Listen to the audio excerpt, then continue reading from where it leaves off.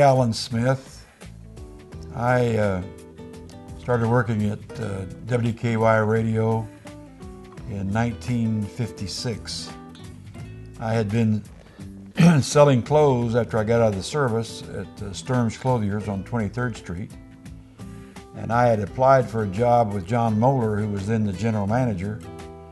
He was a fraternity brother of mine, and he didn't feel like it was right for him to hire me. It was kind of a conflict of interest. So it wasn't a couple weeks later where Carter Hardwick came into the store and he wanted to buy a tie. And I ended up selling him about 3 ties and 2 suits and a pair of shoes and several pairs of socks and on and on and on. He went back to John Moeller, as I understand it, and says, I found a guy to hire as a salesman for us. And he told him who it was, and because it came around in that way, John was okay with it, and he hired me, and I went to work.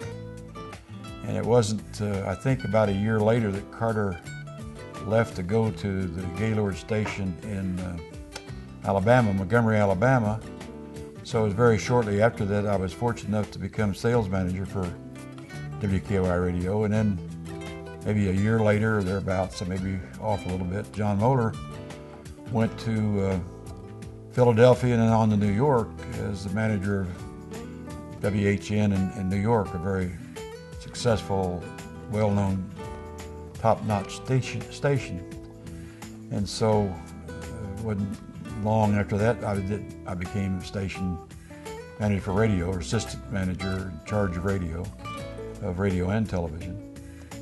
Norm Bagwell was the head man at the time, and I stayed at WKY Radio for 22 years. So it was about 78 that after Norm Bagwell's death, I went to Channel 4, which had changed to KTVY, and I stayed there until 1987 when the station was sold to a group out of Florida. And they sold shortly after that, I think a couple of years after that. I went to work with Ackerman Green Ad Agency. But my days at WKY were wonderful days, both radio and television. Being the manager was not saying a whole lot, because you're just as good as your people. And I mean it sincerely when I say we had the best people that one could ever want to work with and be around and be number one. I remember in radio, you had so many people led by Danny Williams and Chuck Boyle and Chuck Dunaway and Wilson Hurst and Don Wallace and John Belt and so many. I'm afraid I'll not be able to remember all of Johnny Dark. But I'd go to New York with a sales presentation for WKY Radio. I remember one we made said that we've lost half of our audience. And the buyers would look rather intently as to what that meant. And I said we were the oldest station west of the Mississippi, so when we were the only station, we had 100% of the audience. So we only have 50% now, which of course 50% is unheard of, and we enjoyed that record, again, primarily to the wonderful disc jockeys and entertainers, and of course the news. We had Bob Flanoy and Jack Ogle started with us up there, and many other wonderful news people. So it was a combination of news and we dropped NBC and One Man's Family. People were scared to death at our headquarters at Mr. Gaylord's office after all those years with NBC, but it did nothing but turn the money, so everybody was happy.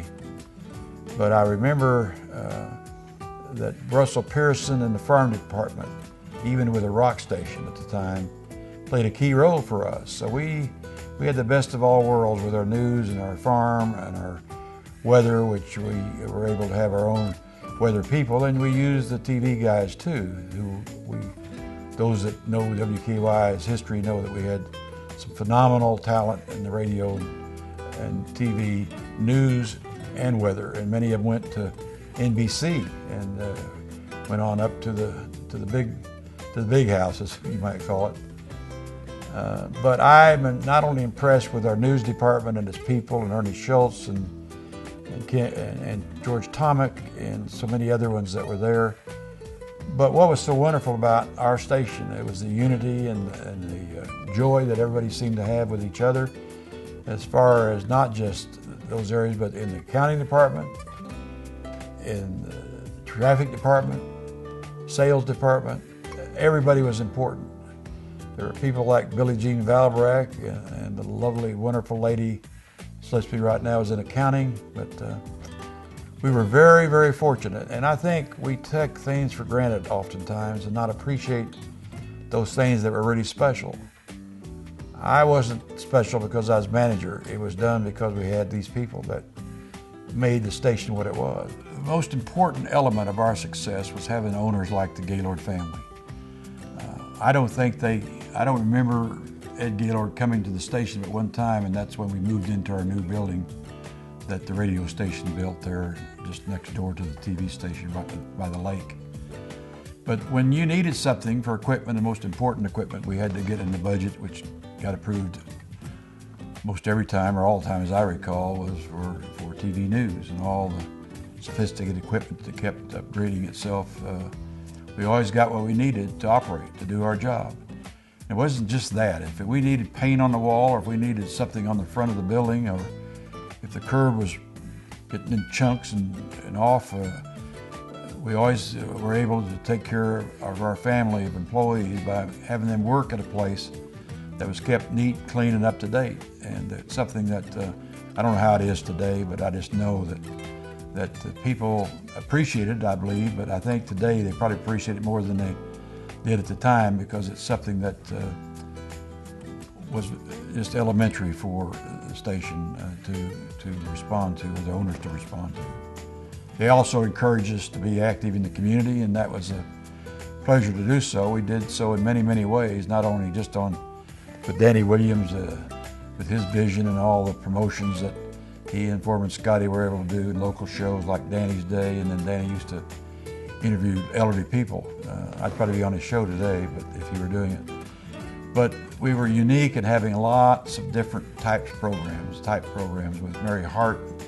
Bill Thrash was one of our key players in many ways, and certainly throughout the years up to today, we've been involved together. And during the time at the station with the Stars and Stripes show that we had on NBC for 5 years, and beat the Bob Hope show a couple of times. Of course, Bob came for the show. But our people chipped in and helped on that, as did we produced it at our station, and we formed the Stars and Stripes Park from that event, and it was very, very successful, and I think everybody enjoyed being a part of it. It reminds me of Doyle Glazier, who was one of our, in my terms, one of the most talented individuals that I've ever known, and he had assistants with Arnie Katoff and many others in their art department. But a lot of stations were paying $10,000, which is a lot at the time, for a new set for the news. Doyle Glazier would get to work and build our sets, and they were the most beautiful and functioned so well that the news department loved Doyle also. But he produced and he built all of our sets for the Stars and Stripes shows during those years.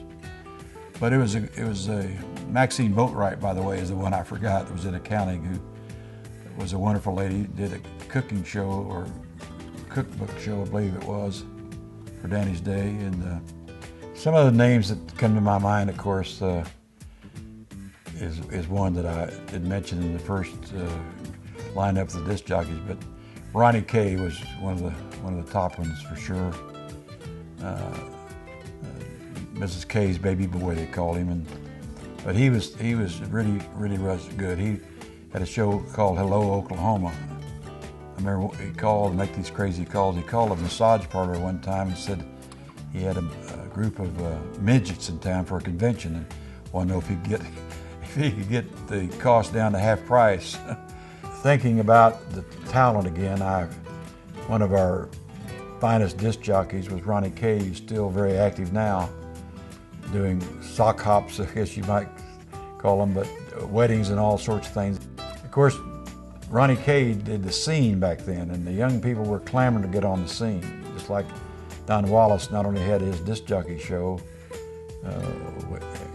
when we were strong #1 at the time, but he also had the Don Wallace Wallace Wildlife, which is very successful, and he did a super job of that. But a group of people that kept us on the air and kept us quality as high a level as it was our engineers, and they were all such wonderful gentlemen. And there was Aaron Britton, Gene Lyons,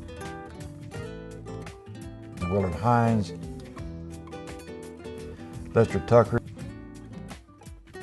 Dale Bird, Bob Hayward, Louis Parks, Gene Schaus, a great guy, even, and D.A. Smith. But they were just wonderful people, and they helped us keep us on the air, even particularly when we did national shows that became national through Mathis Brothers. Was the Buck Owens show that brought in Roy Clark and every famous and well-known country singers there were. Very popular show that was done right out of our studio at Channel 4.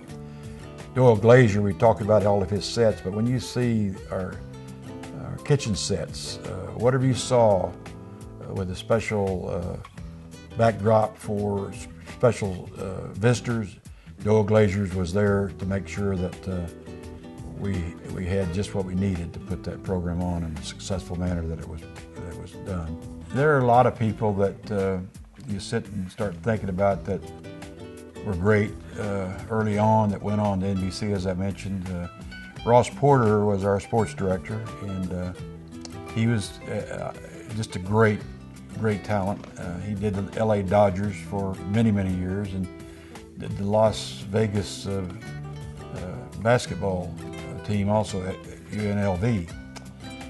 But you mentioned Ross Porter, you got to think of one of my dearest friends, Bob Berry, who we lost here recently, and I had the honor, it wasn't a pleasure, but it was an honor to do the eulogy at his funeral. And it was sad, but it was great memories to be there and see some of the greats that are still at Channel 4, like Linda Cavanaugh. But you think back on Dick John, who was a news director for a while and went on to bigger things, and Virgil Dominic went to NBC in Cleveland, I believe it was. Bob Thomas, Ernie Schultz, the news director during the time when I left radio and came back to be the manager of the television station. He handled the ship. He ran the ship and was the king there, and a very dedicated guy that made sure that his news department was taken care of, which I said earlier, it wasn't that difficult to do from the Gaylord family. I know Ernie used to be, before I came along, would go to see Norm and scare him to death about the ratings going down if we didn't get the equipment that he needed. And Ernie usually got it, and he persevered. He had great persistence, and we owe him a debt for all he did during the news director's time that he served at the station along with Ogle. When Mr. Bagwell died, I came back from WKY Radio and had the pleasure to reconvene, if you will, with all that talent that we had, and it continued on its own, really, and just ran by itself with Danny's Day, and Bill Thrash was the program director after Joe Jerkins left and did a great job, and for a while Bill was the manager. When I was the general manager, he was made station manager. But again, I can't stress how wonderful, quality people we had. Billie Jean Valbrecht, I don't know if I mentioned her, but people like that, just even the people that worked in our kitchen downstairs, they all meant so much to all of us, and very proud of them, and it was a privilege and a pleasure for me to have the opportunity to work with them and call so many of them still my friends, and it was a great experience for me to be with WQY radio and television, and then KTVY. I wish that our station, Channel 4, continues to do well. I still have a strong place in my heart and for those people. I'm not sure it's, when I drive by, I don't see what I'd like to see as far as it being beautified, you might say, but maybe this word will get to them that they serve their employees by doing those things that Mr. Gaylord would do. It's like some people say, WWEG do. What would Ed Gaylord do?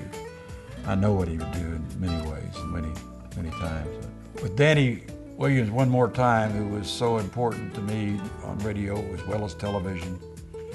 I remember we loved coming up with promotions. We went out in our car one time and dropped my keys and some change in the snow. We both looked at each other. We came up with a promotion called digging in the snow for dough. So we bought about 200 silver dollars and went to different places and threw them in these parks, and got it put on the air. We drove around that park and we looked out and there was about 150 cars out there digging in the snow for dough. So we had a lot of fun. Enjoy being here to talk to you about this, and I think I'll just close with Danny Williams saying, it says, I love you, pass it on.